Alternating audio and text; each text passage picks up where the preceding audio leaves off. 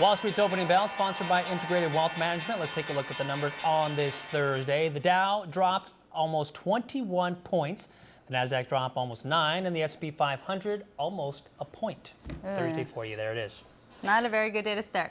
Yeah, you know, joining us right now to help us sort all of this out when it comes to the market is Jim Casey from Integrated Wealth Management, just like we do every Thursday. It's a lot of sorting to do. A lot of sorting. And you know, one of the biggest things that everybody's talking about, again, Facebook. So they, of course, just went public, and they're already getting sued. Tell us a little bit about what's going on here. You know, it just reminds everyone, I said this the last time I was here, you know, don't buy an IPO or a stock just because you think it's going to shoot straight up and you're going to make a quick sale. I mean, there's too many IPOs that don't do that. There are some that do. But the problem is it's a risky investment, and that's what's happening right now. Nasdaq had a technical glitch, and they're saying about 30 million shares were not executed in a timely fashion. They're correcting that right now and trying to make the best execution. But some traders, investors rather, haven't gotten their trade confirmations from their trades. That's number one. Number two, Morgan Stanley has been subpoenaed to see if they allegedly released information prior to the IPO that shouldn't have been released. So there are a lot of disgruntled investors out there, and that's going to have to iron itself out.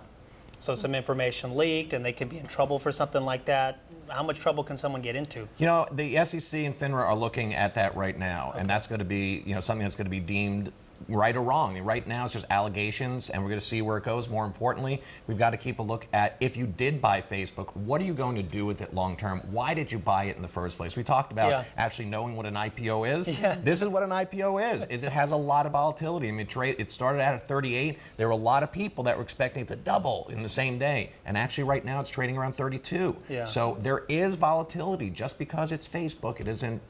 And Facebook doesn't own anything, right? I mean, what are you really buying there? Well, it is a company's intellectual property, and it does own the ability to sell ad space online. We've all seen those kind of pop-ups on Facebooks and people who can advertise on Facebooks. But like any stock on a tech stock side, you've got to understand what you're buying, why you're buying it. Again, as great as Facebook is, I wouldn't sell it to my 83-year-old mother who needs income.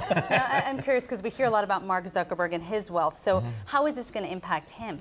Well, you know, look at Zuckerberg. I mean, he went from one day, you know, having $13 billion to $12 billion. So he lost $1 billion in one day. That's a lot of money, but I'm not going to say he's going to be, you know, getting welfare soon. It's still a lot of money, and that's going to have, you know, we want to see Facebook continuing to support the stock as the institutional supporters have to continue to do too. People are saying that's one of the problems, is there wasn't enough institutional support, and the frenzy just got carried away.